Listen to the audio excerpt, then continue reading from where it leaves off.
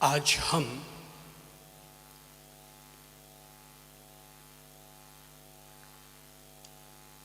एक ऐसी चमत्कारी शक्ति के मालिक बनेंगे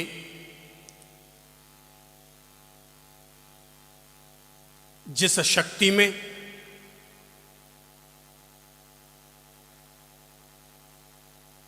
न केवल आपकी और हमारी बल्कि दुनिया की हर समस्या का समाधान निकालने की ताकत है।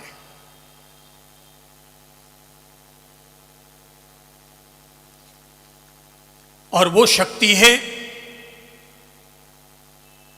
सकारात्मक सोच की चमत्कारी शक्ति।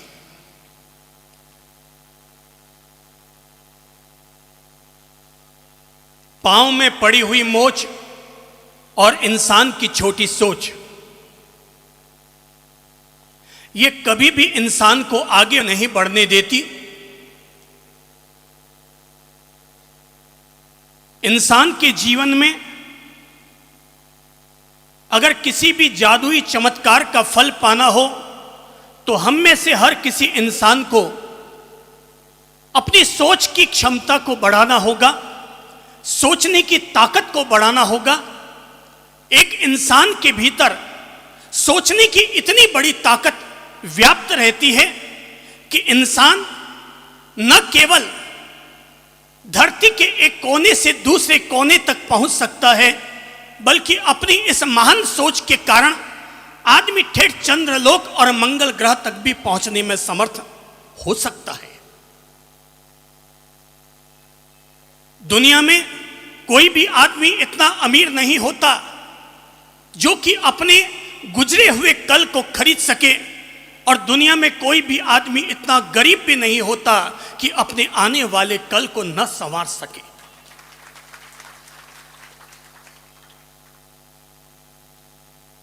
बीते हुए कल को खरीदना यह आदमी के लिए मुमकिन नहीं है, लेकिन आने वाले कल को संवारना यह दुनिया के हर किसी आदमी के लिए संभव है।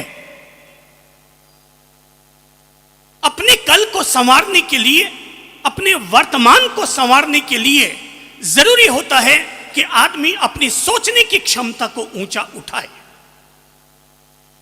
कोई भी व्यक्ति योगासन या ताड़ासन करके अपने शरीर की हाइट को 2 इंच से भी ज्यादा नहीं बढ़ा सकता।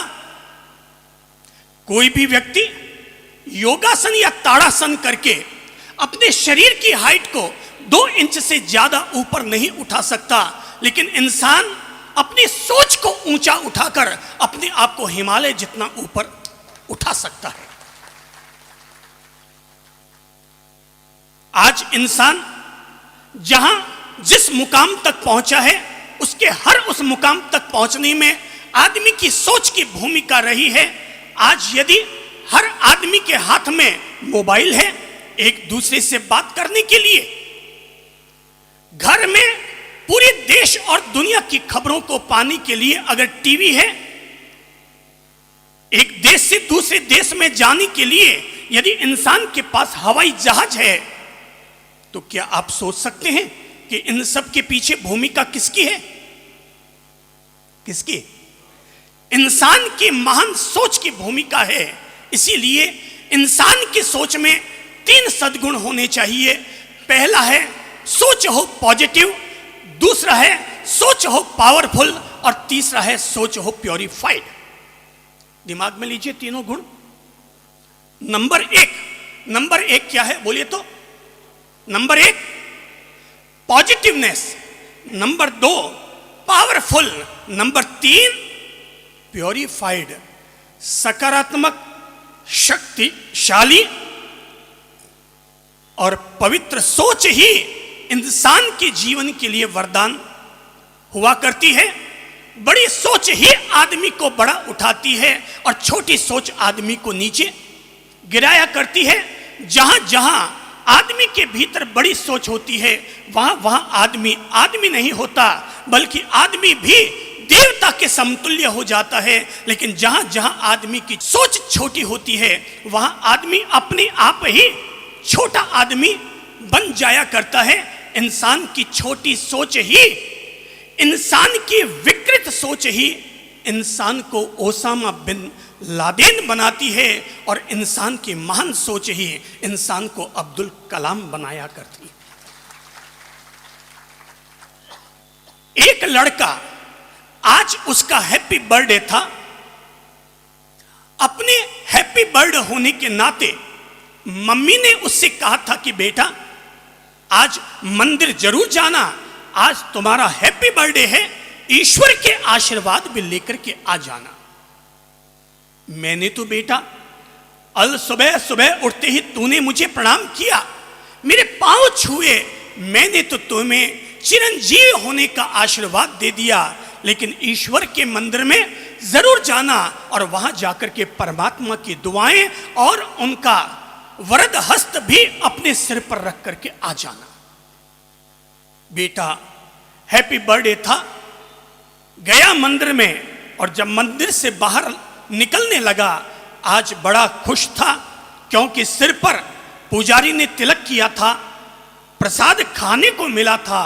और जैसे ही मंदिर से बाहर निकलकर आया, देखा सामने एक न्यू ब्रांड कार आई हुई है, फीते वीते लगे हुए हैं। उस कार को देखकर लग रहा है कि आज ही कार मालिक अपनी कार खरीद कर लाया है और अपनी कार की पूजा करवाने के लिए संभव है मंदिर के बाहर आया हो।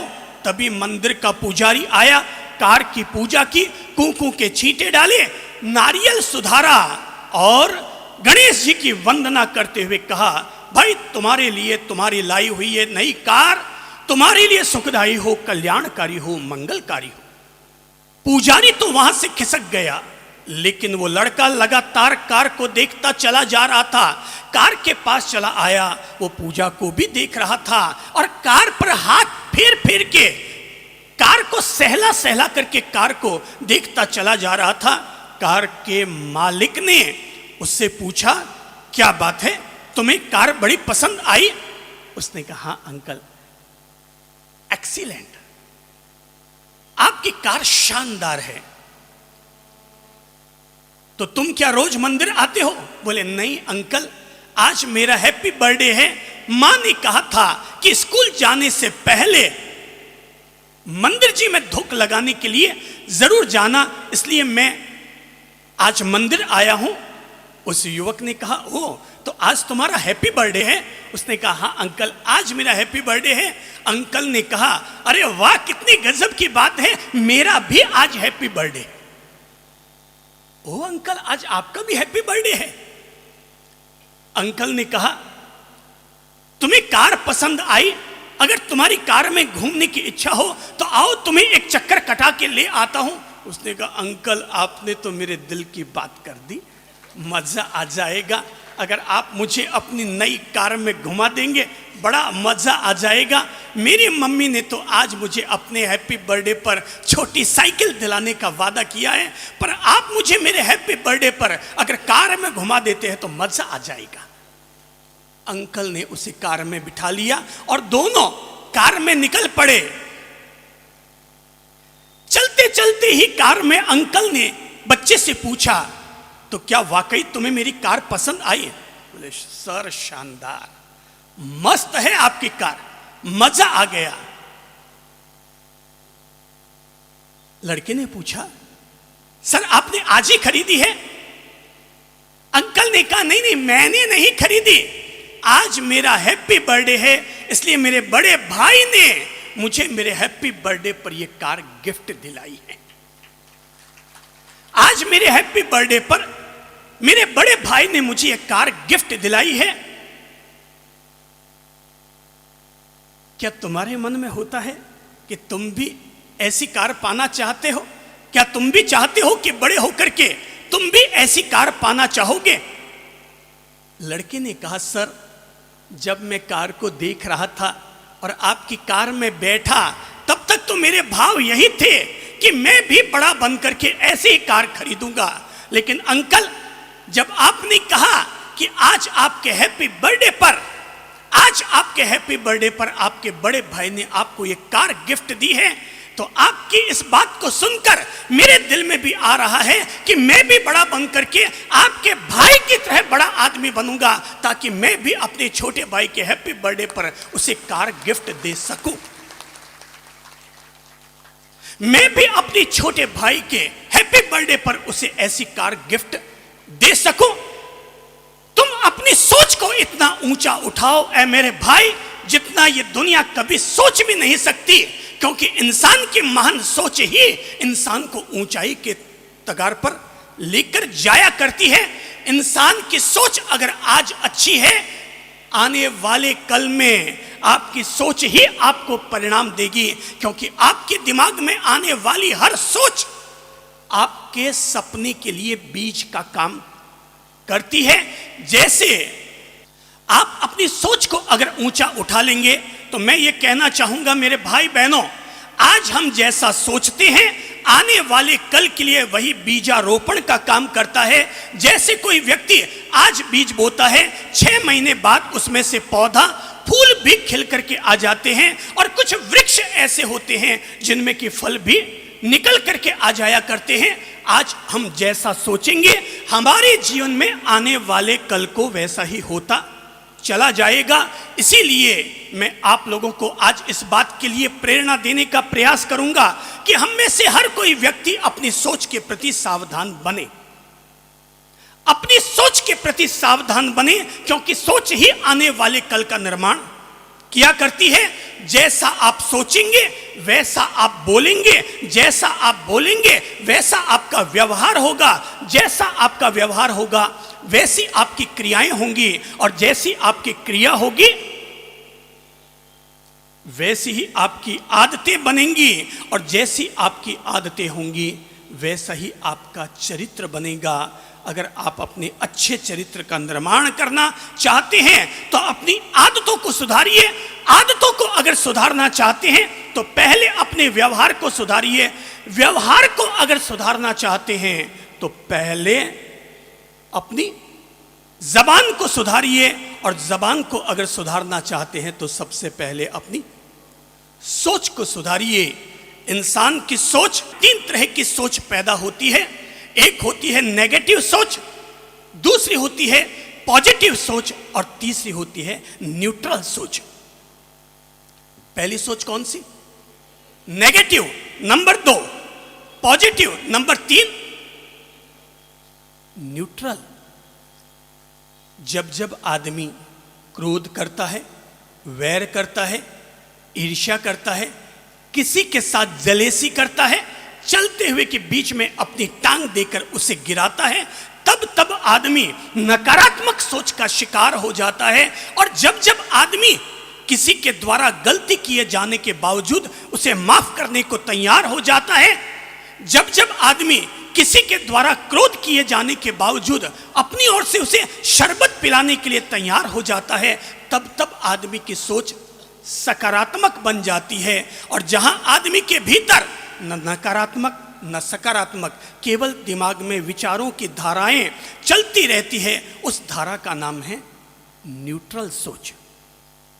कॉलेज जाकर आपने पढ़ने की कला सीखी, MBA करके आपने बिजनेस मैनेजमेंट की कला सीखी, इंजीनियर बन करके आपने मशीनों को चलाना और बनाना सीखा,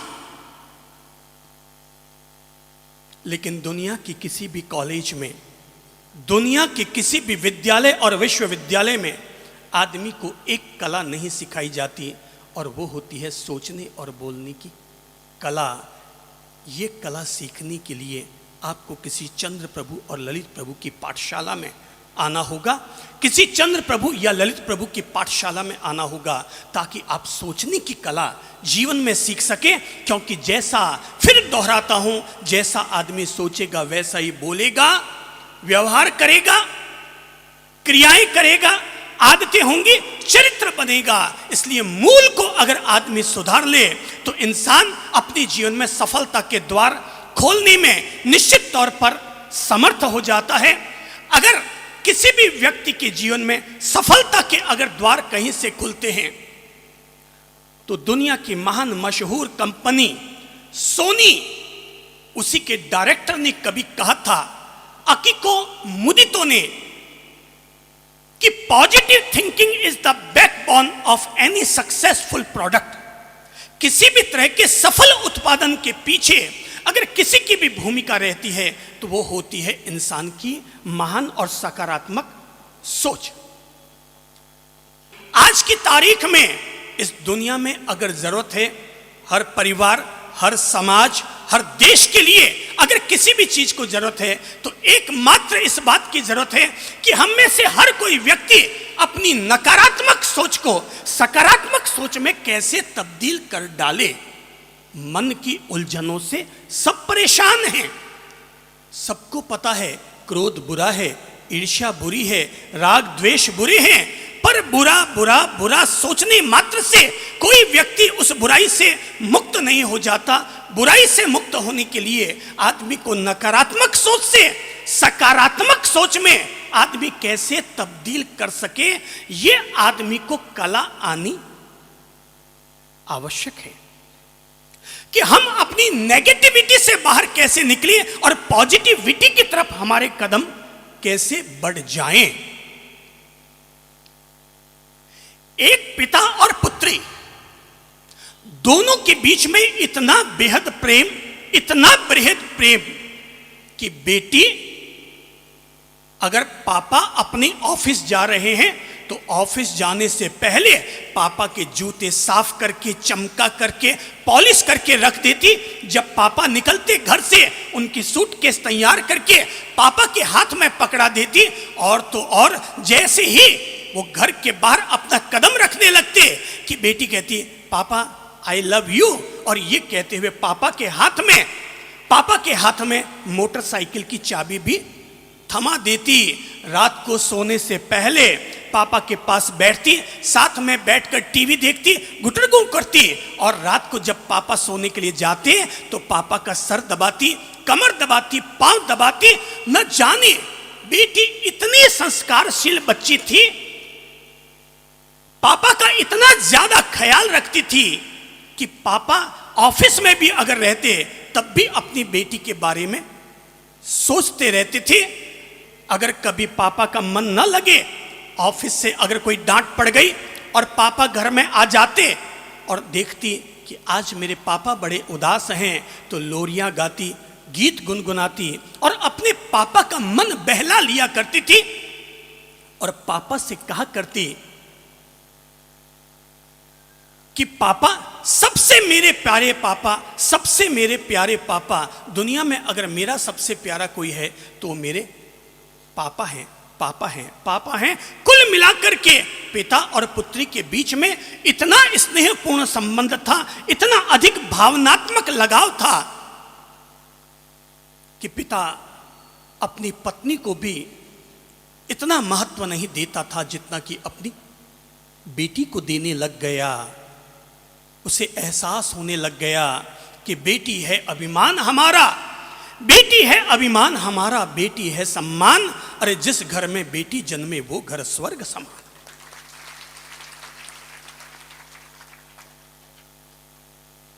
लेकिन बेटी जितनी अच्छी थी, एक दिन ऐसी दुर्घटना घटित हुई कि बेटी स्कूल से निकल रही थी, रास्ता पार कर रही थी, तभी सामने से एक कार आई, कार के साथ एक्सीडेंट हुआ और बेटी वहीं पर चल बसी।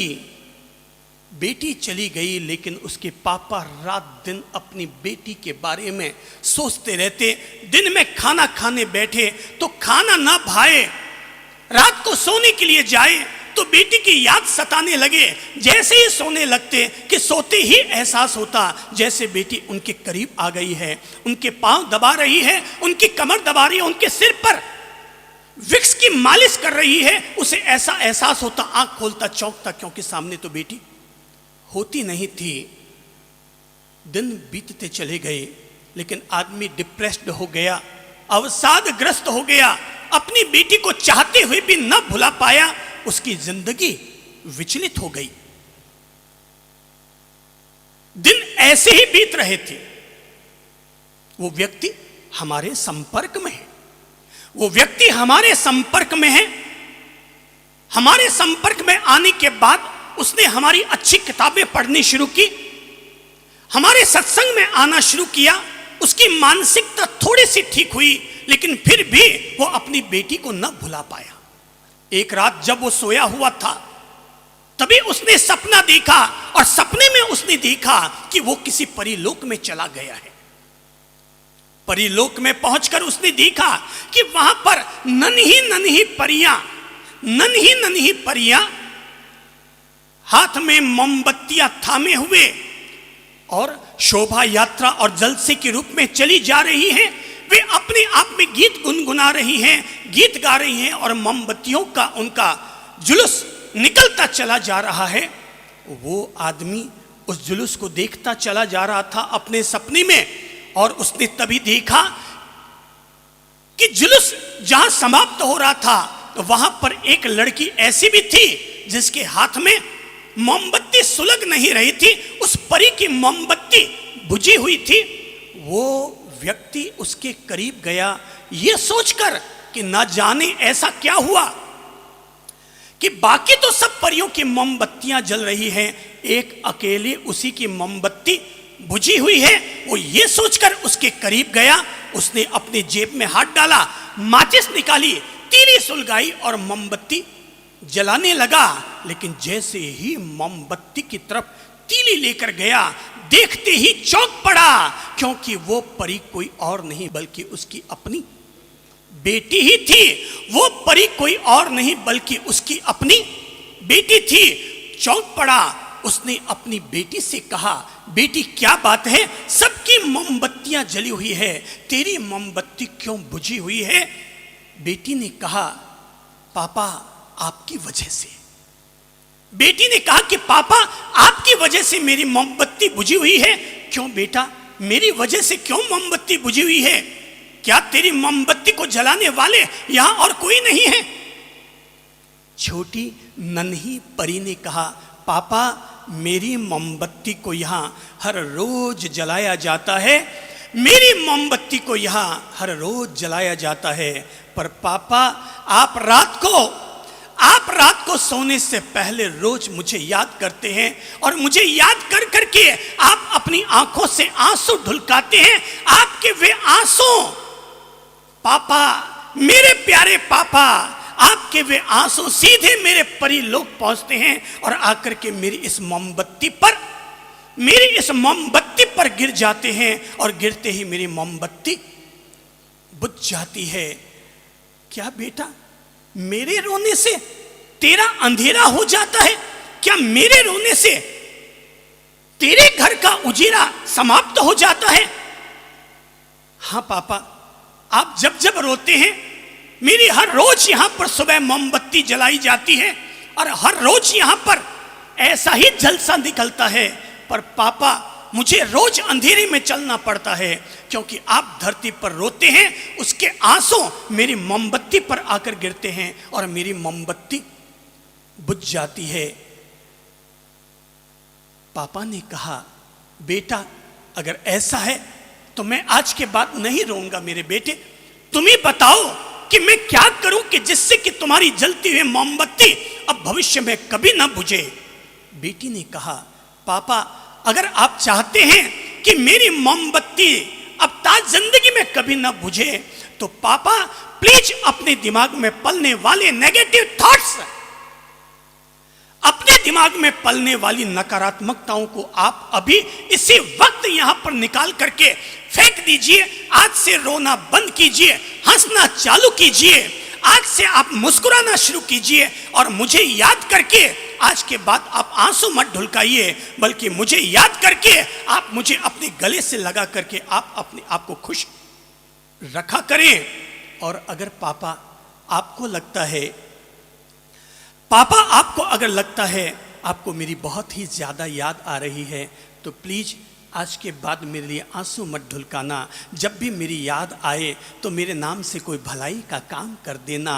आप मेरे नाम से कोई भलाई का काम कर देना। आपके द्वारा किया गया भलाई का काम मेरे रास्ते पर सोने के फूल बिछाने का काम करेगा। मेरे रास्ते पर सोने के फूल बिछाने का काम करेगा। पापा ने जब ये सुना, पापा ने जब ये सुना, सुनते ही उनकी आंख खुल गई। आंख खुली, उन्होंने अपने चेहरे पर मुस्कान देखी, आंख से उन्होंने आंसू पहुंचे। उस सज्जन ने आकर के अपना ये सपना हमसे शेयर किया। उस सज्जन ने आकर के हमसे अपना सपना ये शेयर किया और सपना शेयर करके कहा कि प्रभु जी, आज के बाद अब मैं कभी भी रोऊंगा नहीं, बल्कि आज के बाद मैं हंसूंगा और हंसाऊंगा। आज के बाद मैं हंसूंगा और हंसाऊंगा, खुशियां दुनिया को दूंगा और खुशियां देकर के इस तरह से मेरे मन में पलने वाली नकारात्मकताओं को अपने जीवन से आज निकालकर बाहर फेंकूंगा और आज से मैं पॉजिटिव थिंकिंग, सकारात्मक सोच का मालिक बन जाऊंगा। गांधी जी ने हमारे सामने 3 बंदरों की प्रेरणा दी है। कितने बंदर?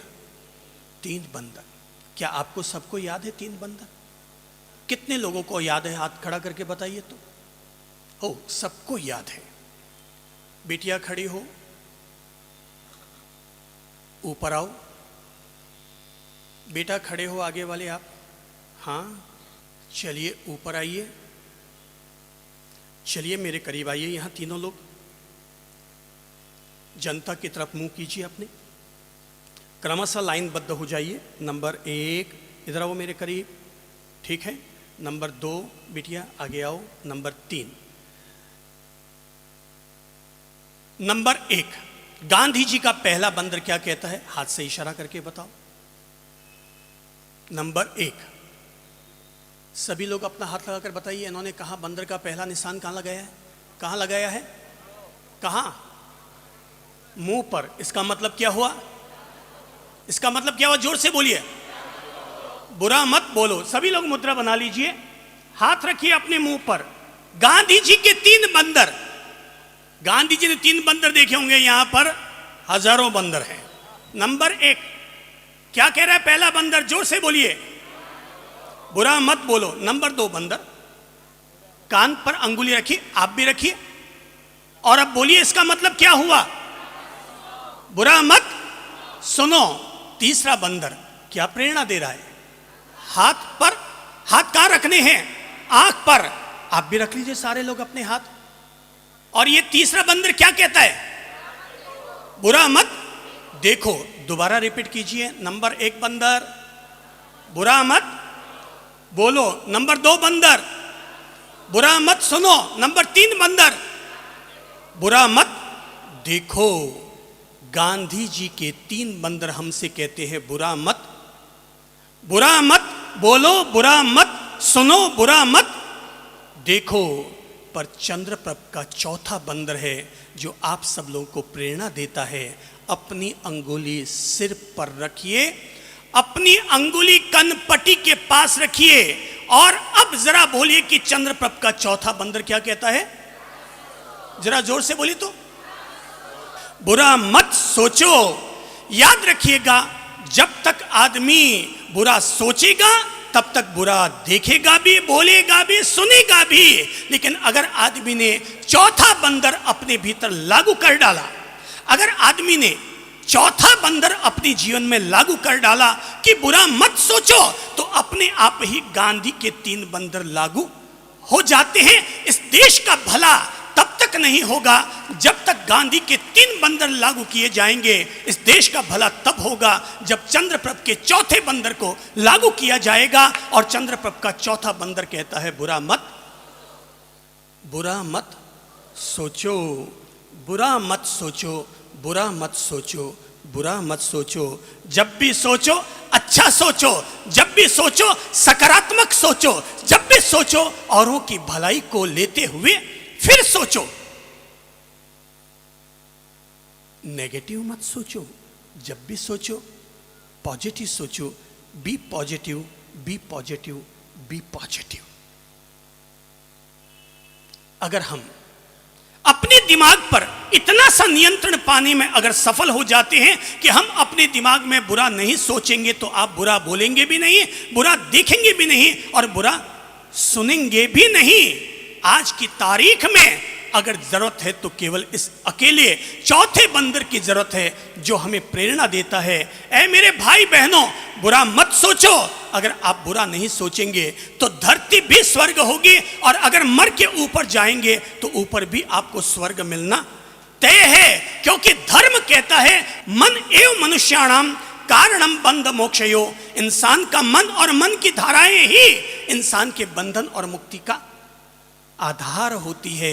इसीलिए यह जरूरी है कि हम अपनी सोच के बारे में आज जागरूक हों, सोच के बारे में आज हम सावधान हों।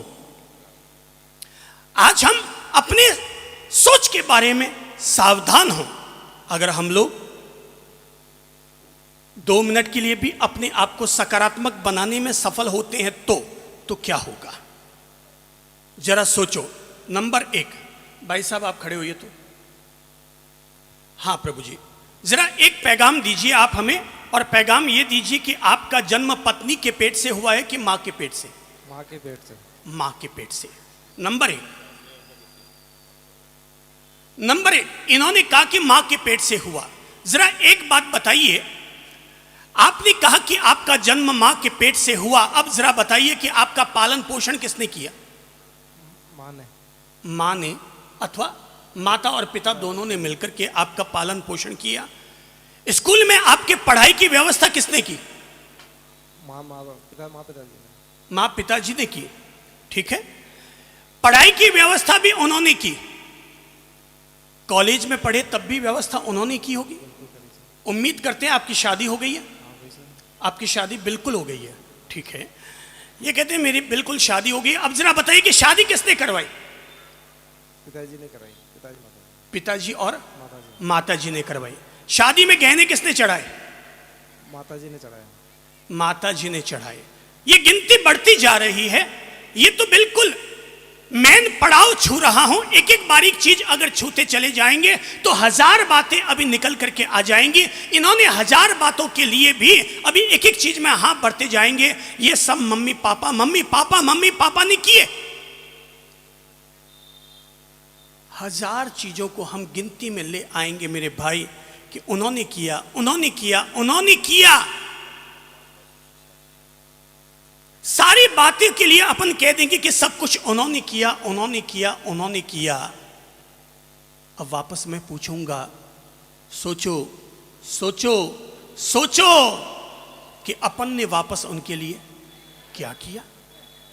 अब जरा 4, आपने 10 चीजों में हाथ भरी, अब वापस 10 चीज आप बोल के बताइए कि मैंने मम्मी पापा के लिए अब तक क्या क्या किया। Please tell me. उनके जो भी आज्ञा होती है उनके पूरा करता हूँ। जो भी उनकी आज्ञा होती है उसे पूरा। अगर ऐसा है तो मैं आपके लिए ताली बजाता हूं और आपका सम्मान करता हूं कि जो भी उनकी आज्ञा होती है मैं उनके लिए पूरा करता हूं। क्या आप भी सभी लोग यही बात बोलेंगे कि जो उनकी आज्ञा होती है हम वो सब करने के लिए तैयार रहते हैं? क्या सारी बहनें ये कहने के लिए तैयार रहेंगी कि उनके मम्मी पापा सास ससुर उन्हें जो भी आज्ञा देते हैं वो करने के लिए तैयार हैं? जरा बताइए, ईमानदारी से बताइए। नहीं। प्रश्न यह उठ करके आता है कि आप कहते हैं कि हम लोग उनकी आज्ञा का सिरोधार्य नहीं करते। उन्होंने हमारे लिए इतना किया, लेकिन मम्मी पापा अगर एक छोटी सी डांट भी हमें डाल दे, एक छोटी सी बात अगर हमें कह दे, तो बहू 1 मिनट में अपने सास ससुर से जुदा होने का मानस बना लेती है। और बेटा अपना घर भले किराए में भी क्यों ना रहना पड़े, पर किराए के मकान में भी जाकर के रहना शुरू कर देती है।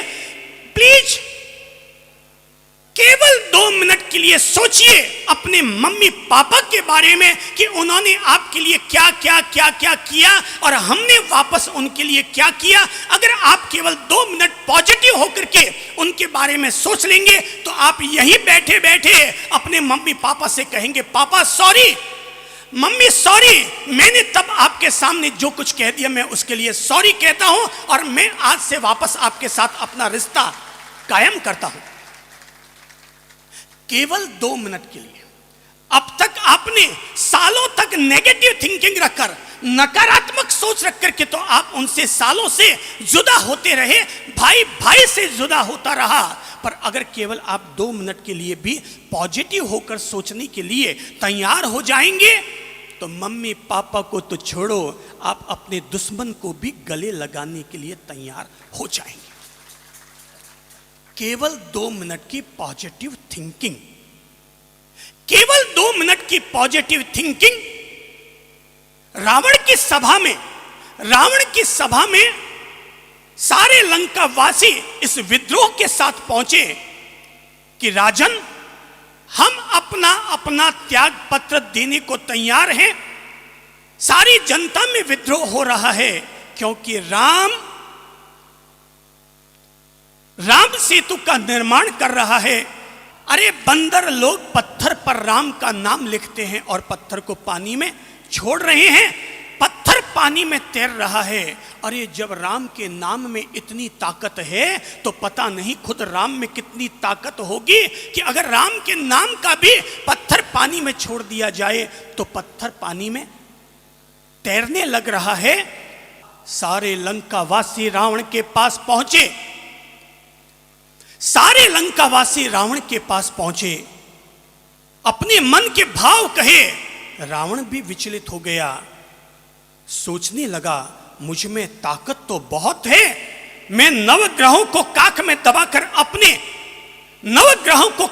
दबाकर अपनी राजसभा में उनको गुलाम बना सकता हूं। शनि को हमेशा अपने पांव के नीचे रहने के लिए विवश कर सकता हूं, पर मेरे नाम का पत्थर पानी में तिरा दूं, इसमें मुश्किल लगती है।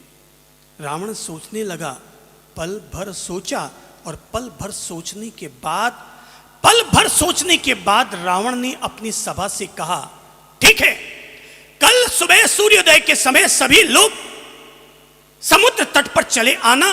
पूरी लंका में घोषणा कर दी जाए कि रावण भी अपने नाम का पत्थर पानी में तिरा के दिखाएगा।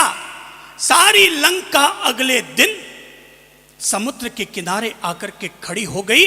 सारी लंका समुद्र के किनारे आकर खड़ी हो गई और जब रावण के हाथ में बड़ा भारी पत्थर थमाया गया तो पत्थर पर रावण ने अपना नाम लिखवाया, रावण, और पत्थर को पानी में छोड़ दिया। पत्थर अगर डुबाना होता तो मैं थोड़ी ही कहता। जो लोग नेगेटिव सोच रखते हैं उनके सबके पत्थर डूबते हैं। जो लोग नेगेटिव थिंकिंग रखते हैं उनके पत्थर जिंदगी में सबके हर रूप में डूबते हैं।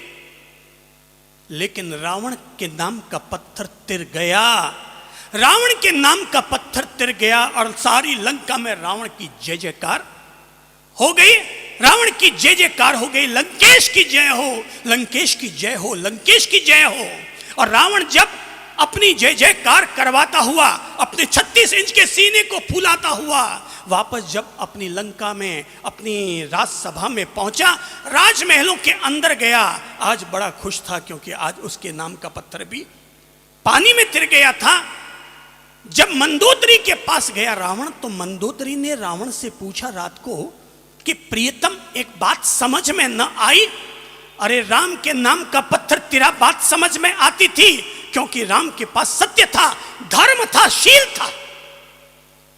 पर प्रियतम, मैं ये नहीं समझ पाई कि आपके नाम का पत्थर पानी में कैसे तैर गया, इसका क्या रहस्य है। रावण ने कहा, ऐ प्रियतमे, अब तुझसे क्या सच छिपाना, अब तुझसे क्या सच छिपाना। अरे लंका वासियों की आंख में तो मैंने धूल झोंक दी, पर तुझसे क्या सच छिपाना। अरे हकीकत तो यह है कि पत्थर के ऊपर नाम जरूर मैंने रावण का लिखाया था, पर पत्थर को पानी में छोड़ने से पहले मैंने पत्थर से कहा था, ऐ पत्थर, तुझे राम की सौगंध है, अगर पानी में डूब गए तो। आज की तारीख में दुनिया में अगर किसी भी धर्म की जरूरत है तो एक अकेला धर्म चाहिए, और वो धर्म है सकारात्मक सोच का धर्म। कोई अगर मुझसे पूछे कि आपके जीवन का राज क्या है, देश भर में आपकी किताबें पढ़ी जाती हैं, देश भर में हमारी किताबें पढ़ी जाती हैं और देश भर में बड़े चाव से हमें सुना जाता है। आखिर इन सब के पीछे राज क्या है? किसी भी शहर में जाते हैं, आमतौर पर दूसरे पंथ परंपराओं के महाराज एक दूसरे से मिलते नहीं हैं, पर हमसे मिलने को वो व्याकुल दिखाई देते हैं। क्यों? बता दूं राज? उसका एक इकलौता राज है और वह है सकारात्मक सोच।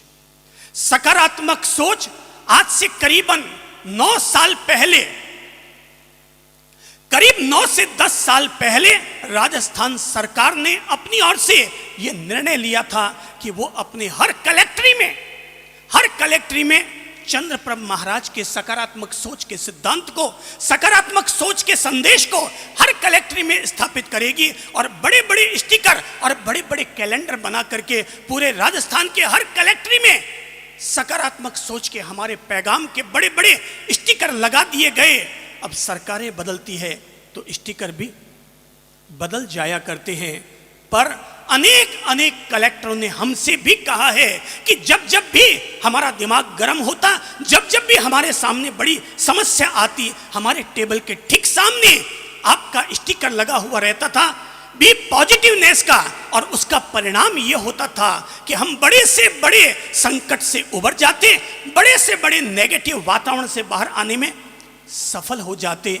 अगर आप भी अपने जीवन के साथ सकारात्मक सोच के सिद्धांत को, सकारात्मक सोच के संदेश को अगर लागू करते हैं, आपका आज ही जन्माष्टमी का पर्व हो जाएगा। आपका आज ही जन्माष्टमी का पर्व हो जाएगा, आपका आज ही पर्युषण और संवत्सरी का पर्व हो जाएगा, अगर हम लोग किसी के बारे में भी सकारात्मक होकर सोचिए, जरा सोचिए, मम्मी के बारे में सोचिए, पापा के बारे में सोचिए, प्लीज अपने दिमाग का उपयोग कीजिए और सकारात्मक सोचिए। उन्होंने आपके लिए अब तक क्या क्या किया। भाई के लिए सोचिए, अपने सगे भाई के लिए सोचिए कि उन्होंने आपके लिए अब तक क्या क्या किया। मुझे कभी यहां पर ही एक युवक ने कहा था, बिल्कुल सामने उनका घर है, और सामने वाले घर ने कहा था कि साहब, समय का चक्र चलता है और समय के चक्र चलने पर कभी आदमी अपने ही सगे भाई से झगड़ा कर बैठता है, सगे भाई से भी आदमी की कलह और कहासुनी हो जाती है, कोर्ट कचहरियों में केस चल जाते हैं। पर यह समय का चक्र है, समय के चक्र को ठीक करना है। अगर आप लोगों को, अगर आप में से किसी भी व्यक्ति को समय के चक्र को अगर ठीक करना है, तो अभी इसी समय से अपने लिए पॉजिटिव सिद्धांत, पॉजिटिव थिंकिंग के सिद्धांत को अपने साथ जोड़ने के लिए अपने हृदय के द्वार खोलिए और अपने अंदर जाने दीजिए। आज अगर आपके व्यक्तिगत जीवन में कोई भी समस्या है, आज अगर आपके व्यक्तिगत जीवन में किसी भी तरह की समस्या है, मैं कहूंगा 2 मिनट के लिए धीरज से बैठकर सकारात्मक सोचिए, पॉजिटिव होकर शांत मन से धीरज मन के साथ सोचिए, आपको समाधान मिल जाएगा। इस दुनिया का सबसे बड़ा समाधान किसी गुरु और शास्त्र के पास नहीं मिलता। इस दुनिया का सबसे बड़ा समाधान आदमी को तब मिलता है जब आदमी आईने के सामने जाकर खड़ा होता है, और आईने के सामने जब आप खड़े होंगे तो आईने में कोई और नहीं दिखाई देगा, बल्कि आप खुद दिखाई देंगे। आपकी समस्या का समाधान आप खुद करेंगे। अरे दुनिया तो केवल हंसेगी, दुनिया केवल मंत्रा की भूमिका निभाएगी, दुनिया केवल शकुनी की भूमिका निभाएगी। परस्पर जोड़ने का काम तो आप लोगों को खुद को ही करना पड़ेगा। अगर आपको लगता है करियर से जुड़ी हुई चीज है, परिस्थितियों से जुड़ी हुई चीज है, तो कहूंगा भाई, विपरीत हालात तो आते हैं। मैंने ऋतुओं को समझा है, मौसम को समझा है, प्रकृति को समझा है, और प्रकृति को समझने के बाद ही किसी भी तरह के उतार चढ़ाव से अपने आप को मुक्त रखने में इसलिए समर्थ हो जाता हूं क्योंकि प्रकृति से सीखा है कि प्रकृति में हमेशा गर्मी नहीं रहती और हमेशा ठंडक भी नहीं रहती। प्रकृति का मतलब है परिवर्तन। और यहाँ पर परिवर्तन देखने को मिलता है। आज कोई आदमी तारीफ कर रहा है, कल वही आदमी आलोचना करता हुआ नजर आता है। इसीलिए कोई व्यक्ति अगर आलोचना करता है तो उसके प्रति गुस्सा नहीं आता, और कोई व्यक्ति अगर प्रणाम करता है तो उसके प्रति प्यार नहीं उमड़ता, क्योंकि पता है कि परिवर्तन ही प्रकृति का धर्म है, परिवर्तन ही प्रकृति का धर्म है। ये भी बदल जाएगा, this too will pass, this too will pass, ये भी बदल जाएगा। यही वजह है कि परिस्थितियां भले ही बदल जाए पर अपनी मन स्थिति को हर परिस्थिति में भी ठीक रखिए। यही हमें सकारात्मक सोच का सिद्धांत सिखाता है। परिस्थितियां विपरीत होती हैं, लेकिन विपरीत परिस्थितियों में भी सकारात्मक सोचिए और विपरीत परिस्थितियों में सोचिए। एक आदमी का नए घर का गृह प्रवेश था और गृह प्रवेश की बड़ी जोरदार तैयारियां थी।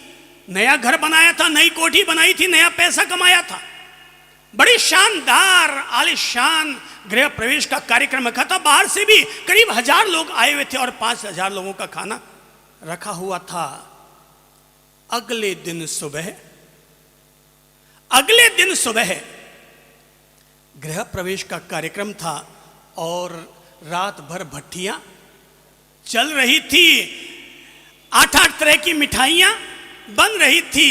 रात को करीब 3 बजे सारा मिठाई बना करके सब पैक करके रख दिया गया और वो व्यक्ति अपने घर भी चला गया। अचानक सुबह 4-4:15 बजे उसके घर पर फोन आया, दौड़ के आइए, जल्दी से पहुंचिए। बोले क्यों, क्या हुआ? आपके घर में पता नहीं कहीं कोई गैस का लीकेज हुआ, कई टंकियां फूट गई और धू करके आपका घर जल रहा है। वो व्यक्ति कार में सवार हुआ, वहां आया, दमकलें आ गई, आग बुझाई जा रही थी, पर वो अपना सहज शांति से खड़ा है। सूर्योदय भी हो चुका है, पूरा मोहल्ला लोगों से भर चुका है, लोग उसे सांत्वना दे रहे हैं, भाई साहब अब चिंता मत कीजिए, जो हो गया सो हो गया। उसने कहा चिंता की कोई बात नहीं है, मैं तो ईश्वर को धन्यवाद दे रहा हूं कि प्रभु जो करता है सो अच्छा ही करता है। अरे प्रभु जो करता है सो अच्छा करता है, बस ये सोचकर मैं तो प्रभु को धन्यवाद दे रहा हूं। लोगों ने कहा इसमें कौन सा अच्छा हो गया? अरे तेरा घर जल गया, इसमें कौन सा अच्छा हो गया? उसने कहा बिल्कुल अच्छा हो गया। अरे घर तो जलने का योग था, पर जो आग आने वाले कल को लगने वाली थी वो आग एक दिन पहले लग गई। मैं तो ये सोच करके खुश हो रहा हूं कि जो आज आग लगी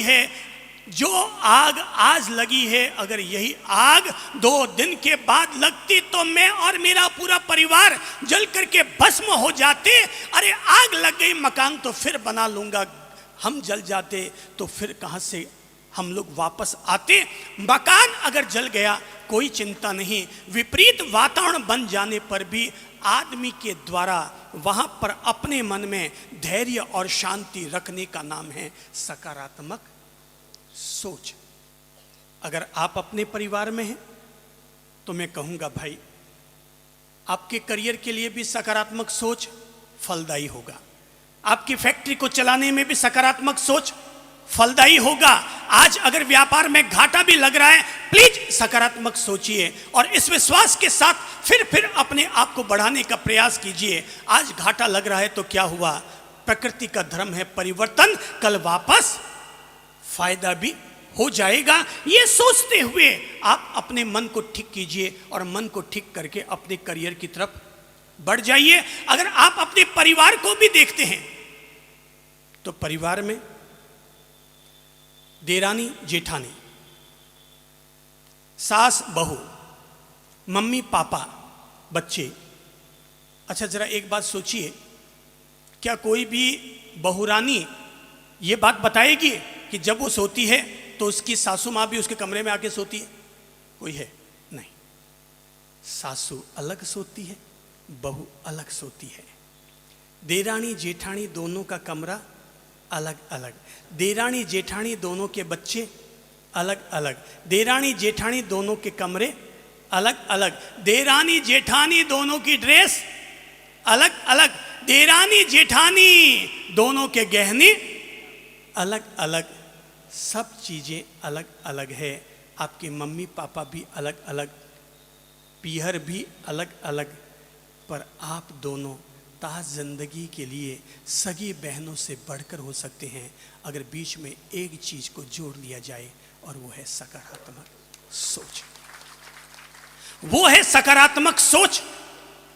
आज अगर आप भाई भाई हैं, आज आप भाई भाई हैं, दोनों पैदा हुए हैं अलग अलग, शादी हो रही है अलग अलग, रहना जीना है अलग अलग, पर अगर दो के बीच में एक चीज आ जाए, दो हैं पर दो के बीच में अगर एक चीज आ जाए तो जिंदगी बीत जाएगी, मगर भाई भाई राम और लखन की तरह हमेशा साथ साथ रहेंगे अगर दोनों के बीच में एक चीज आ जाए, और वो है सकारात्मक सोच। सकारात्मक अगर सोच आ जाए कि मेरा भाई है, अब उससे क्या अलग।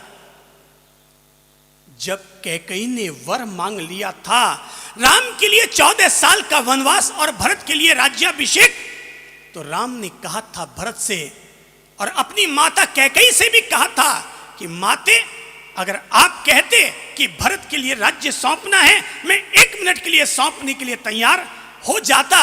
अरे मेरा सुख भरत का सुख है और भरत का सुख मेरा सुख है। एक भाई का सुख दूसरे भाई का सुख है और दूसरे भाई का सुख एक भाई का सुख है। जहां पर सकारात्मकता रहेगी, पॉजिटिविटी रहेगी, वहां पर भाई भाई का सुख एक सुख होता है। लेकिन नेगेटिविटी आते ही सगे भाई, एक खून, एक आत्मा, एक प्राण, एक माँ बाप, लेकिन फिर भी जुदा जुदा हो जाते हैं। देरानी जेठानी जुदा होने की सोचे, बात समझ में आती है। खून अलग अलग अलग घर से आई है, अलग अलग मान लेकर आई है, पर सगे भाई, एक माँ बाप का खून। लोग तो कहते हैं हिंदू मुस्लिम दोनों का खून भी एक होता है। अरे भाई, अभी हिंदू मुस्लिम की बात फिर कभी उठाएंगे। अभी तो ये सोचो कि तुम 2 सगे भाई हो और दोनों सगे भाइयों का खून एक। सगे भाई का सगे भाई से अलग होना, सगे भाई का सगे भाई से जुदा होना, अपने ही खून से जुदा होने की तरह हुआ करता है। जब तक नेगेटिव थिंकिंग रहेगी, भाई भाई लड़ते रहेंगे, और पॉजिटिव थिंकिंग आ जाएगी तो पति पत्नी, जल्दी से हमें पति पत्नी एक दूसरे की तारीफ करते हुए मिलते नहीं हैं। प्रैक्टिकल लाइफ में यही देखते हैं कि जल्दी से हमें पति पत्नी एक दूसरे की तारीफ करते हुए मिलते नहीं हैं। मैं लोगों से कहा करता हूं, भाई आप पति पत्नी हो तो भी मर्यादा में रहो, पति पत्नी हो तो भी मर्यादा में रहोगे। अगर पति पत्नी मर्यादा में रहेंगे तो एक दूसरे के साथ थूक फजीती नहीं करेंगे। तुमने अपने आप को इतना ज्यादा समर्पित कर डाला एक दूसरे के लिए कि तुम्हारी कमियां वो जानती है और उसकी कमियां आप जानते हैं। अब दोनों ही एक दूसरे की कमियां जानने लग गए तो मर्यादा खंडित हो गई। अब जिसके नाम पर जो चाहे सो ठोकते चले जाओ, जिसके नाम पर जो इच्छा हो सो बोलते चले जाओ। मर्यादा रखते तो शायद पति पत्नी में झगड़ा नहीं होता। अब पति पत्नी में झगड़ा जल्दी से कोई किसी की तारीफ करते हुए मिलता नहीं है। पुरुष लोग फिर भी बेचारे संयम रख लेते होंगे। पुरुष लोग फिर भी कह देते हैं, साहब किसी भी पुरुष से कहो कि साहब आपकी बीवी बहुत अच्छी है। वैसे वो आजकल वो भी थोड़ा सत्य बोलने लग गए, आजकल वो भी सत्य बोलने लगे। मैंने एक बहन जी से कहा, मैंने कहा बहन जी आप तो यार रोज नई नई साड़ी पहनकर आते हैं, आप रोज रोज नई साड़ी पहनकर आते हैं, बड़ी टनाटन, कितनी साड़ियाँ होंगी? बोले है बहुत है। मैं कितनी साड़ियाँ होंगी? 200-300 तो होंगी। बोले हाँ है, इतनी तो है। पति उनके बगल में खड़े थे, पति उनके बगल में खड़े थे। मैंने कहा यार आप तो अपनी पत्नी का बहुत लाड करते हैं यार, 200-300 साड़ियाँ। बोले साहब मेरी सारी कमाई उसी में तो खर्च होती है। आजकल पति लोग भी सत्य बोलने लग चुके हैं। बाकी तो हर पति यही कहता है, सब बस गुरुजनों की कृपा है, प्रभु की कृपा है, माहितों के आशीर्वाद हैं, सब अच्छा है। पत्नी को बोल के देखो तो पत्नी की प्रतिक्रिया थोड़ी तीखी होती है। क्या होती है? अब मैं तो अपने मुंह से कैसे बोले, लोग आके बोलते हैं तो पता चलता है। हर पत्नी अपने पति के लिए कहती है और तो ठीक है मगर थोड़े डांटते बहुत हैं, और तो ठीक है थोड़ा गुस्सा ज्यादा करते हैं, और तो ठीक है थोड़ा सा। और भाई साहब कुछ कमी है उनमें, तभी तो आपसे शादी की। उनमें कुछ कमी थी तभी तो आपसे शादी की। अगर वो सर्वगुण संपन्न होते तो चंद्रप्रभु महाराज नहीं बन जाते। उनमें कुछ कमियां थी इसलिए आपके पल्ले पड़े। वो संत आदमी नहीं है, वो संत आदमी नहीं है, इसलिए आपके पल्ले पड़ गए। मैं कहता हूं ऐ मेरे भाई बहनों, ये जिंदगी के रथ के दो पहिए हैं, इनमें बैलेंसिंग अगर बैठा कर चलोगे जीने का आनंद आएगा। स्वर्ग आपका मरने के बाद नहीं होगा, बल्कि आपका अपने पति पत्नी के रूप में जीना भी अपने आप में स्वर्ग हो जाएगा। वो भी अपने आप में आपके लिए स्वर्ग बन जाएगा। एक दूसरे को प्यार कीजिए, एक दूसरे के प्रति सकारात्मक सोच रखिए। एक महिला एक्सीडेंट हुई, घायल हुई, अस्पताल में भर्ती हो गई। उसे होश तो आ गया पर अपनी याददाश्त खो बैठी। पति रोज उसके लिए टिफिन लेकर जाता है, सुबह नाश्ते के समय नाश्ता पहुंचाता है, खाने के समय खाना पहुंचाता है, फिर दुकान जाता है, शाम के वक्त फिर अपनी पत्नी को संभालने के लिए चला जाता है। 3 महीने बीत गए मगर पत्नी की याददाश्त लौट कर नहीं आई। वो कहती नहीं कि ये मेरा पति है। वो जब भी जाता है पूछती है कौन हो तुम, क्यों आए हो मेरे भाई, पता नहीं वो किस किस तरह की बात उससे बोलने लग जाती। एक दिन उसके पति के दोस्त ने उससे कहा यार तेरी पत्नी याददाश्त खो चुकी है तो छोड़ना, अब रोज कब तक तो इसकी सेवा करता रहेगा। लुगाइयों की कमी थोड़ी है यार, एक जाएगी तो दूसरी आएगी, एक जाएगी तो दूसरी आएगी। अब वो तो अपना याददाश्त खो बैठ, तू है जो उसके पीछे लगा हुआ है, बार बार जा रहा है कि मेरी पत्नी है, मेरी पत्नी है, मेरी पत्नी है, छोड़ इसे। पति ने कहा तेरी बात अपनी जगह ठीक है भाई कि मैं छोड़ दूं, पर मैं उसे तब छोड़ देता जब मेरी भी याददाश्त जा चुकी होती। जब मेरी भी याददाश्त जा चुकी होती तो मैं भी उसे छोड़ देता। अरे मेरे भाई, मेरी पत्नी की याददाश्त चली गई है, वो भूल चुकी है कि मैं उसका पति हूं, पर मैं कैसे भूल जाऊं, मैं कैसे भूल जाऊं कि ये मेरी वो पत्नी है जिसने मुझे इतने सुंदर सुंदर 2 बच्चे पैदा करके दिए। मैं कैसे भूल जाऊं कि रात दिन मेरे सुखों का वही ख्याल रखती थी। मैं कैसे भूल जाऊं कि जिस दिन उसका एक्सीडेंट हुआ था वो टिफिन पहुंचाने के लिए दुकान पर मेरे पास ही आ रही थी।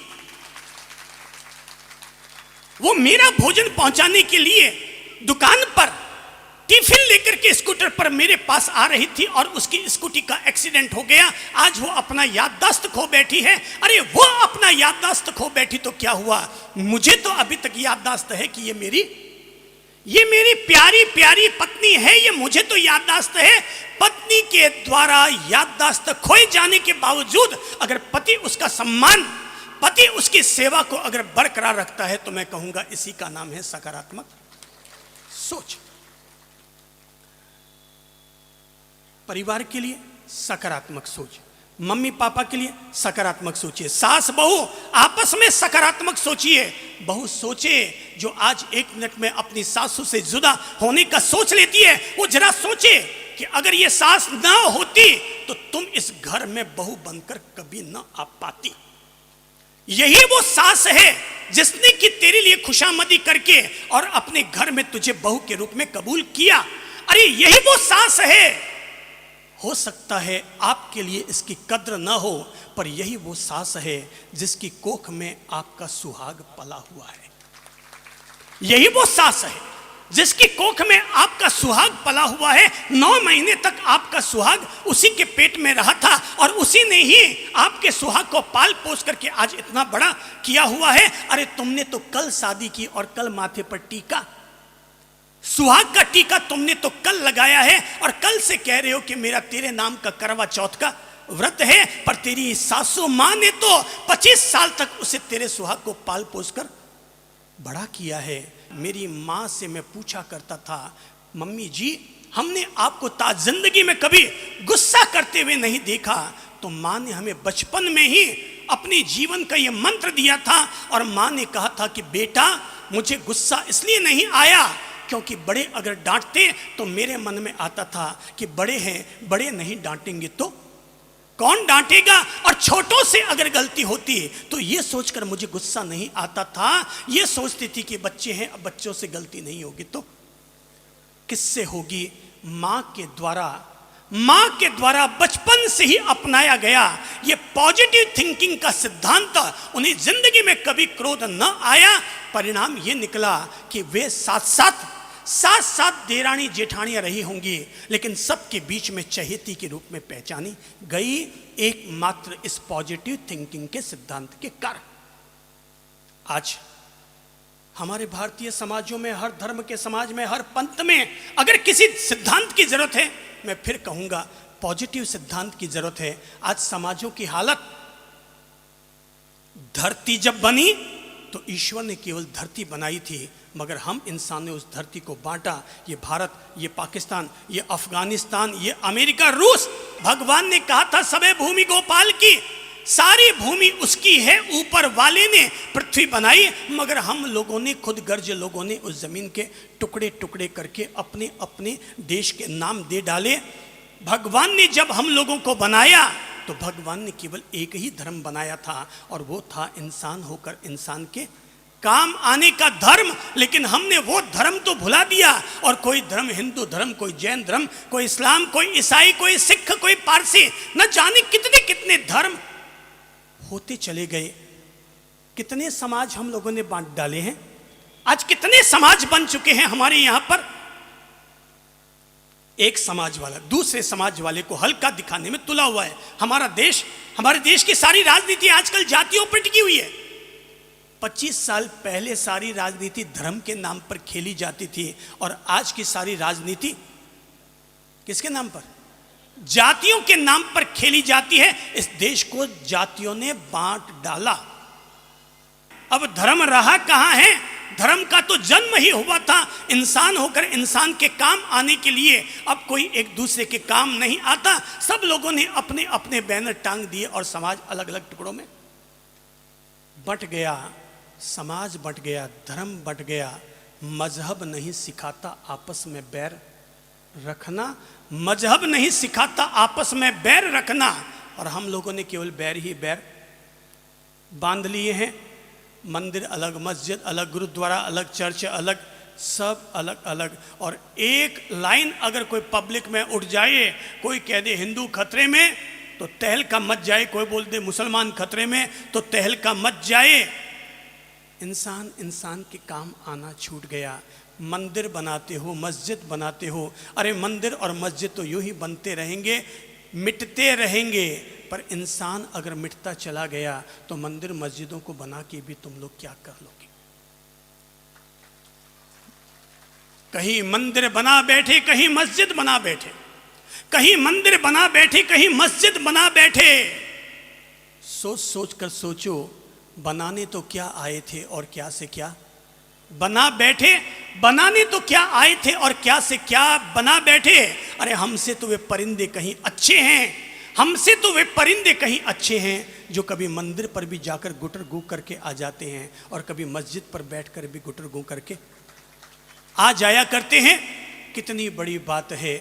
आज अगर रामनवमी का जुलूस निकले, महावीर जयंती का जुलूस निकले, तो कहते हैं रामनवमी की शोभा यात्रा, रामनवमी की शोभा यात्रा। बोले मुसलमानों के मोहल्ले से नहीं निकल सकती, और मुसलमानों का ताजिया हिंदुओं के मोहल्ले से नहीं निकल सकता। भाई लोगों जरा सोचो, बी पॉजिटिव, अपने आप में शांति और धैर्य से सोचो कि जिस गली से रामनवमी की शोभा यात्रा और जिस मोहल्ले से मुसलमानों का ताजिया नहीं निकल सकता, उस मोहल्ले से बड़े आराम से नगर पालिका का कचरे से भरा ट्रैक्टर तो आराम से गुजर जाता है। अरे उसके लिए न हिंदू विरोध करते हैं और न मुसलमान विरोध करते हैं। क्या रामनवमी का रथ, क्या रमजान का ताजिया नगर पालिका के कचरे के ट्रैक्टर से भी हल्की चीज हो गई? हमने बांट डाला, समाज को बांट डाला, मानव समाज को बांट डाला। धर्म का जन्म हुआ था समाज को जोड़ने के लिए, पर आज की तारीख में धर्म ने भी समाज को बांट डाला। अब जरूरत किसकी है इस समाज में? एक ही सिद्धांत की जरूरत है, और वो है positive. Positive thinking, positive thinking, positive thinking. आज जरूरत केवल इस बात की आप पड़ी है कि हम लोग सकारात्मक सोचें, सकारात्मक सोचें, सकारात्मक सोचें।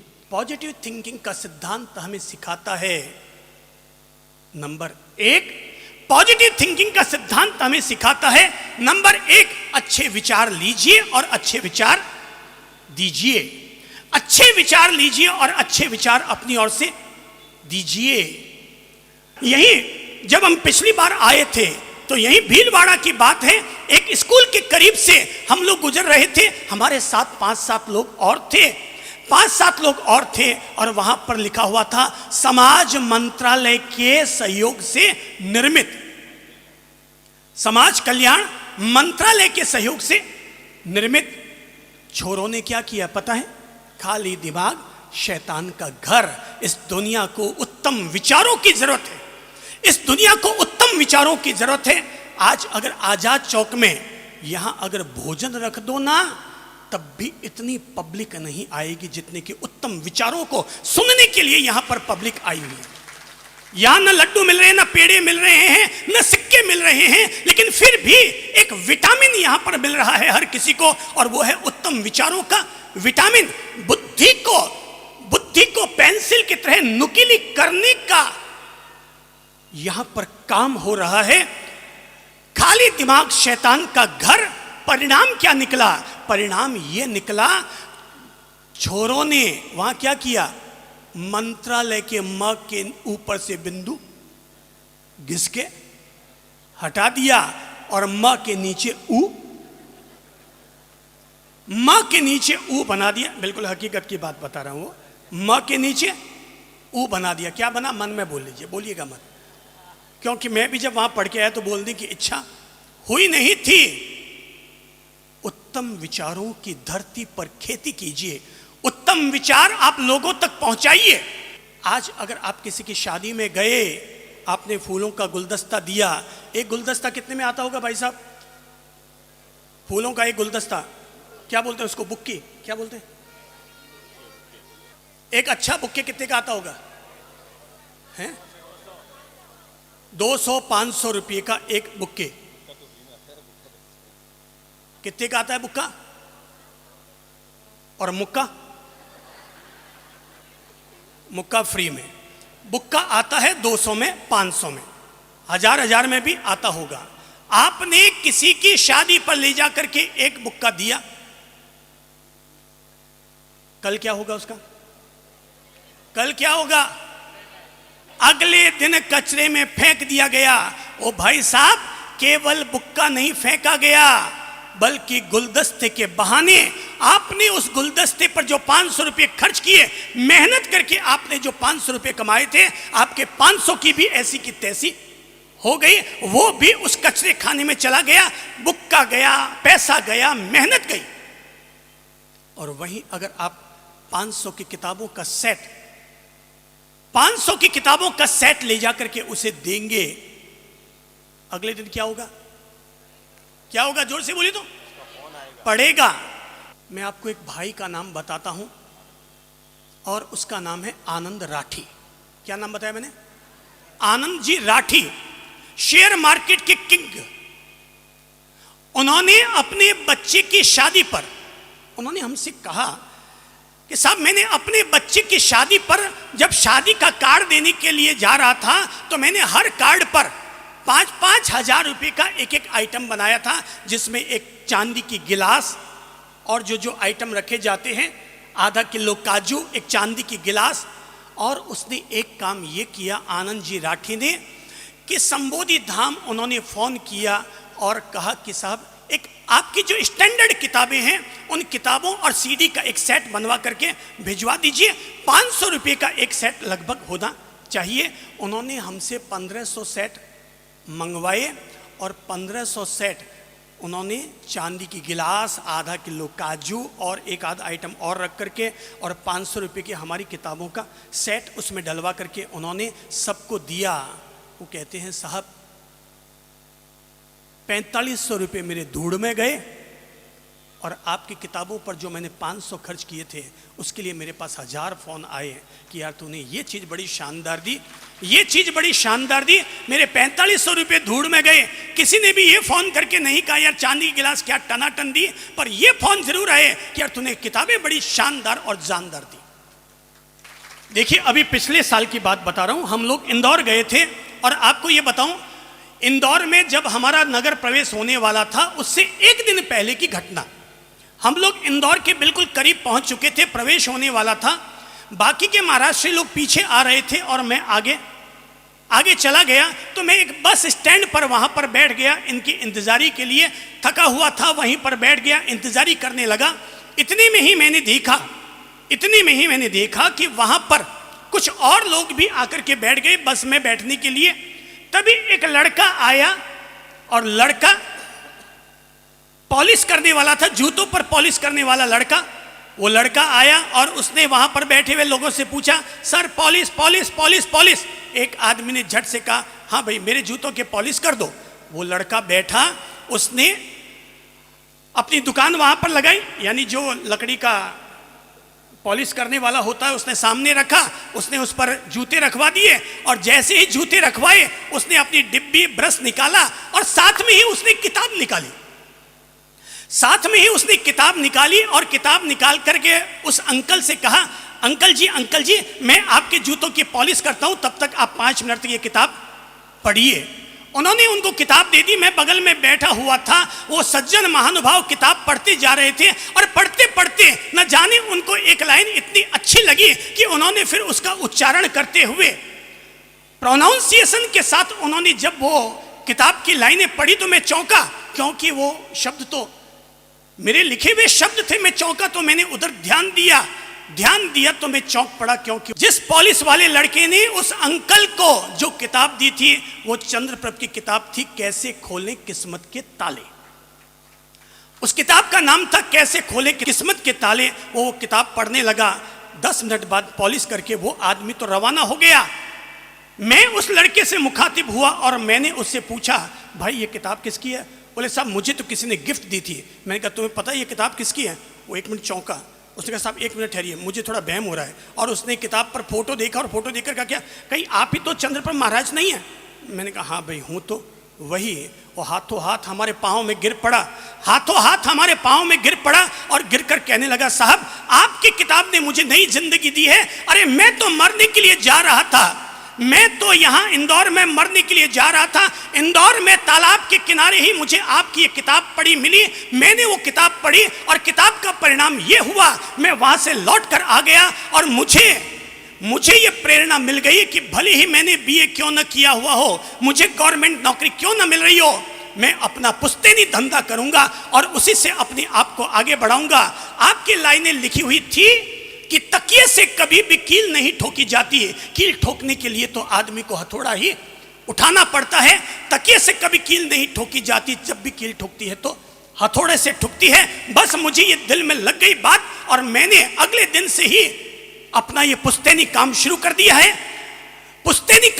दिया है। और हमेशा मेरे दिमाग पर आपकी ये लाइन सवार रहती है कि लोहे का काम करने वाला लोहार कहलाता है और चमड़े का काम करने वाला चमार कहलाता है। लेकिन जब वही व्यक्ति ऊंचाई को छू लेता है तो इस देश में लोहे का काम करने वाला टाटा कहलाता है और जूतों का काम करने वाला बाटा कहलाता है। मेरे दिमाग में ये बातें ऐसे चढ़ गई जब मुझे लगा कि गुरुजी की एक किताब मेरी जिंदगी को अगर तार सकती है तो मैं जिनके भी जूतों की पॉलिश करूंगा मैं उनको भी एक किताब दूंगा ताकि उनकी भी जिंदगी तिर जाए।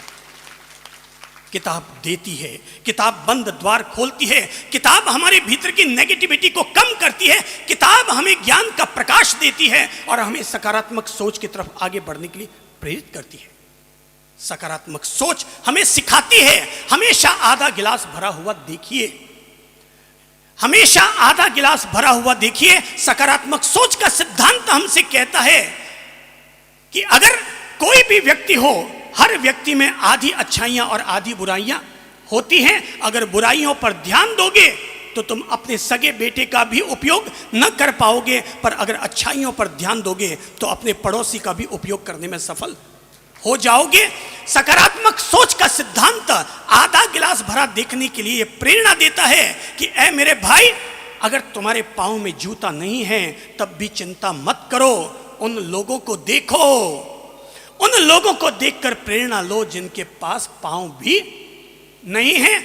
आज अगर आपकी पत्नी काली या सांवली है, दूसरे की तरफ मत झांकिए, दूसरे की तरफ मत झांकिए, क्योंकि दुनिया में उन लोगों से अपनी तुलना कीजिए जिनके पास लाख कोशिश करने के बाद भी आज एक भी पत्नी नहीं है। आपके पास सांवली तो है, उनके पास तो टांग टूटी वाली भी नहीं है। वो तो कहते हैं जैसी मिल जाए ले आ, पर आपको सांवली मिली हुई तो है। पत्नी है तो भी be positive, be positive, be positive. अपने जीवन का प्रिंसिपल बना लीजिए। मैं हमेशा आधा गिलास, मम्मी ने डांट दिया तो क्या सोचेंगे, बड़े हैं, बड़े नहीं डांटेंगे तो कौन डांटेगा। बच्चों से गलती हो गई तो क्या सोचेंगे, बच्चे हैं, अब बच्चों से गलती नहीं होगी तो किससे होगी। ये है आधा गिलास भरा हुआ देखना। आधा गिलास भरा हुआ देखिए। सॉरी को प्राथमिकता दीजिए। अगर किसी दूसरे से सॉरी कहना पड़े, झिझक मत रखिए, झट से 1 मिनट में सॉरी कह दीजिए। और अगर खुद को भी कहना पड़े तो भी कह दो, दूसरे को कहना पड़े तो उससे भी कह दो। सॉरी बड़ी संजीवनी औषधि है, कहने में कुछ नहीं लगता, मगर ये वो प्लस का निशान है जो 2 टूटे हुए दिलों को वापस जोड़ने का काम कर देता है। ये वो प्लस का निशान है जो कि 2 टूटे हुए दिलों को वापस जोड़ने का काम कर देता है। ऐ मेरे भाई बहनों, सकारात्मक सोच को आज से ही लागू कीजिए। और अगर आपको लगता है आपके घर में किसी से बोलचाल बंद है, मैं कहूंगा आज आप जब यहां से जाए ना, घर जाकर मोबाइल ऑन कीजिएगा और मोबाइल ऑन करके जिससे भी आपकी बोलचाल बंद हो गई है, जिससे भी आपकी बोलचाल बंद हो गई है, ऐ मेरे भाई बहनों, सुबह उठकर ठाकुर जी को माखन मिश्री चढ़ा देना आसान है। और महावीर स्वामी जी के मंदिर में जाकर के वहां पर उनका मस्तकाभिषेक कर आना आसान है। लेकिन जिससे बोलचाल बंद है उसको गले लगा आना महावीर जी के मस्तकाभिषेक से भी ज्यादा मूल्यवान है।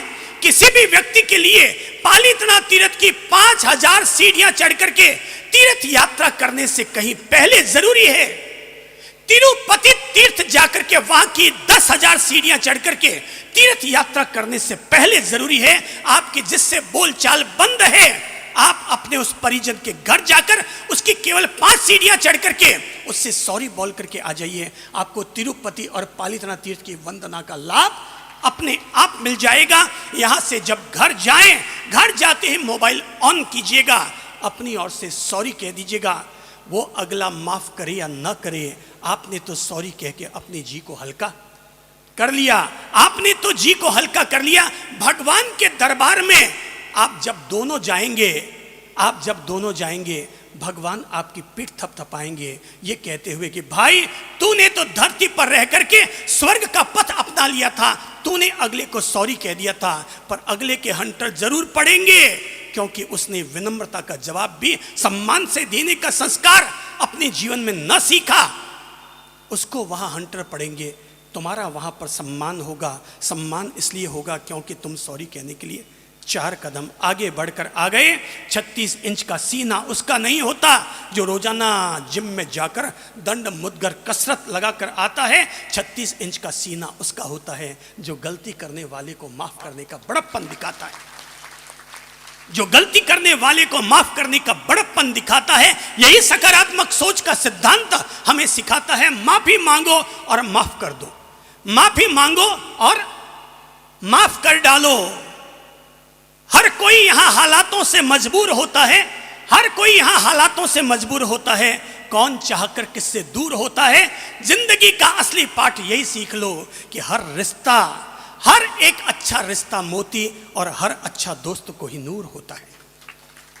अपने जीवन में आज ये अंतिम पाठ के रूप में ले लीजिए कि हम लोग अपनी ओर से हमेशा be positive, be positive, be positive के सिद्धांत को अपनाएंगे। कभी कोई व्यापार में भी ग्राहक आया, कहने लगा अबे तूने ऐसा माल दे दिया, बी पॉजिटिव, गाली मत निकालो, चिल्लाओ मत, प्रेम से, हाँ भैया लाओ, आराम से तेरा माल बदल कर तुम्हें दे देते हैं। ध्यान रखो, मिजाज हमेशा ठंडा रखो, मिजाज हमेशा ठंडा रखो। अपने मिजाज को कभी जल्दी से गर्म मत होने दो। सामने वाले का लोहा भले ही गर्म हो जाए, पर आपका हथौड़ा तो ठंडा ही रहना चाहिए। आपका हथौड़ा ठंडा ही रहना चाहिए। आपका हथौड़ा अगर ठंडा रहेगा तो आप अगले से अपना काम निकालने में सफल हो जाएंगे। दिमाग को हीटर मत बनने दो। Cool cool cool cool cool cool रखो। आप लोग थम्स अप पीते हैं तो कैसे पीते हैं? उठाया और मस्ती से पी गए। भाई अपने दिमाग को भी ठंडा रखो। याद रखो, पाँव गरम पेट नरम माथा जिसका ठंडा। अरे घर में आए डॉक्टर तो मारो उसको डंडा, फिर डॉक्टर की भी जरूरत नहीं पड़ेगी जिस आदमी का माथा ठंडा रहता है। कभी कोई छोटा मोटा वातावरण हो जाए ना, तो मेरा एक शब्द याद रखिए। मेरा शब्द है KFP, दिमाग में नोट कीजिए। इसका मतलब क्या हुआ? क्या फर्क पड़ता है? क्या है इसका मतलब? क्या फर्क पड़ता है? बहू पूछ कर गई तो अच्छी बात, नहीं पूछ कर गई तो क्या फर्क पड़ता है? हैं? सासू ने लाड किया तो अच्छी बात, नहीं किया तो क्या फर्क पड़ता है? गुस्सा मत करो, मिजाज गरम मत करो। दुकान में ग्राहक आए तो अच्छी बात है, ग्राहक ना आए तो क्या फर्क पड़ता है? मंदिर में गए, भगवान मिल गए तो अच्छी बात, नहीं मिले तो क्या फर्क पड़ता है? अपने मिजाज में शिकायतें मत आने दो। दोस्त के पास पैसा मांगने गए, दे दिया तो ठीक और नहीं दिया तो क्या फर्क पड़ता है? आप चाहते हैं बहू सिर ढके, नहीं ढका तो क्या फर्क पड़ता है? KFP, मिजाज को ठंडा रखने का मूलभूत सिद्धांत। आ गया तो ठीक, नहीं आया तो क्या फर्क पड़ता है? लोग कहते हैं साहब मेरे मम्मी पापा ने मुझे कुछ नहीं दिया, घर से खाली हाथ निकाल दिया। जिसने भी आज तक किसी भी व्यक्ति ने मुझे ये जवाब दिया है कि मम्मी पापा ने घर से ऐसे मुझे निकाल दिया, बड़े भाई ने मुझे ऐसे निकाल दिया, मैं उससे एक ही सवाल पूछता हूँ, तेरे मम्मी पापा की जो औकात है आज तू वहाँ तक पहुँचा है कि नहीं? बोले साहब वहाँ तक पहुँच तो गया। तो बता दो तुझे, अगर तुझे घर से यूं खाली हाथ नहीं निकालते तो आज भी तू उन्हीं के पराधीन रहता। तुझे अपने पाँव पर खड़ा करने के लिए ही उन्होंने तुम्हें कहा जा घर से निकल, और उन्होंने घर से निकाला। आज तुझे अपने पाँव पर खड़ा कर दिया। मम्मी पापा कुछ देकर जाए तो अच्छी बात है, कुछ न देकर जाए तो क्या फर्क पड़ता है? आप यहाँ से घर गए, पापा ने आपको पप्पी दी, अच्छी बात है, नहीं दी तो क्या फर्क पड़ता है? मैंने आपको इतनी सारी बातें कही, गले उतर गई तो अच्छी बात है और नहीं उतरी तो क्या फर्क?